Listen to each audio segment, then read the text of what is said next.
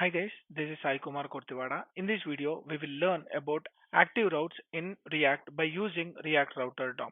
Let me quickly jump into Visual Studio Code. Here, in my previous video, I have explained how to create a navigation bar in our application and how to inject in our app.js. I have injected nav bar in our app.js, and here we are using a link tag which was given by React Router DOM instead of our href. But if you want to make things like active, that means whenever you have a login and if you are in the register page, it should show some different color when I am on register page, and then that register should show in a different color. That means the path match should show some color where user can understand what is the current page he is located in. So that's what active routes means. Now what we will do is we will use these links and update these routes by using React Router special feature called as NavLinks. So here the link will not provide any extra features to show any activated route, but there is another element which especially works like a link. Along with that, it has some other properties which allows you to define which is active and which is not. So now instead of using a link tag, we will use something called as NavLink. So NavLink, whenever you want active features, then you can use NavLink. Let me copy this NavLink, put it over here, and put it over here, here, and here. Now, by using this nav link, we can make our routes active and we can update our states based on the route which is activated. So let me remove this active and save this. Now what I'll do is I'll add a property called as style. This style will receive a method, or you can use that method directly here as well, but I don't want to use here. I want to show in a different way. So I want to go with get styles, or let me go with get active styles, something like this.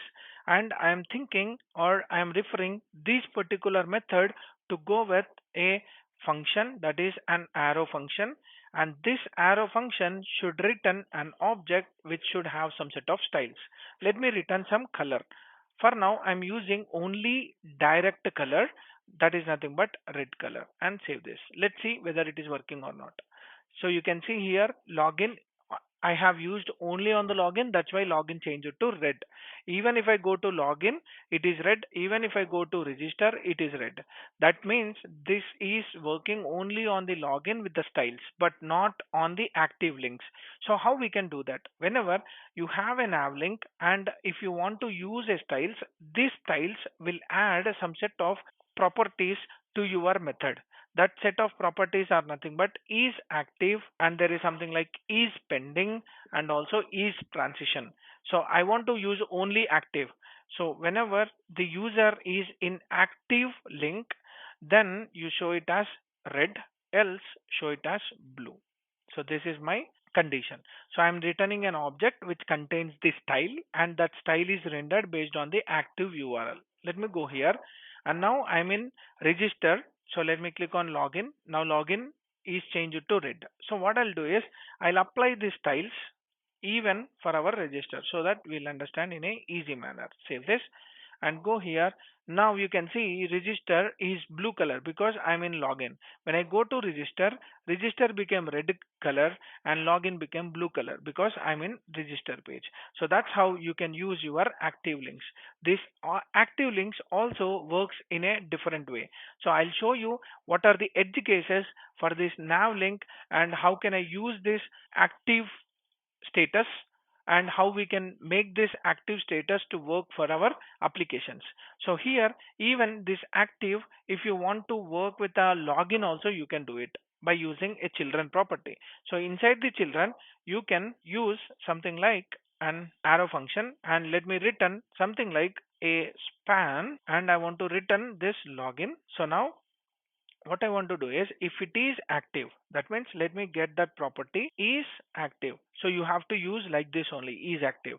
So whenever it is active, I want to get a strong login, but if it is not active, I want to get a normal span login and save this. Let me use the same stuff for register as well.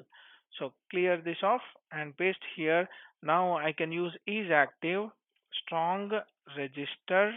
If register is active, then it will become strong and this will become register again. That means it is a span. Let me save this. Now I am changing based on the activeness. That means you can change complete element based on your active status. Let me go here and you can see this is bold in shape and it is in red because I'm in the register page. When I click this, you can see here login is showing in a red color and it is in the login page. So it is active one. So you can change either the styles, either the class, either you can go with changing this particular children as well. So you can use however you want for our navigation links. This is one of the edge case in our NavLink concept. And there are some set of properties which are related to NavLink, that is end property. So we will talk about this end property later by implementing some sub routings or nested routings. Whenever we are talking about this nested routings, I'll talk about this NavLink with end property. Hope you like my explanation. If you like my video, like, share, subscribe to my channel for more updates. Signing off. Thank you.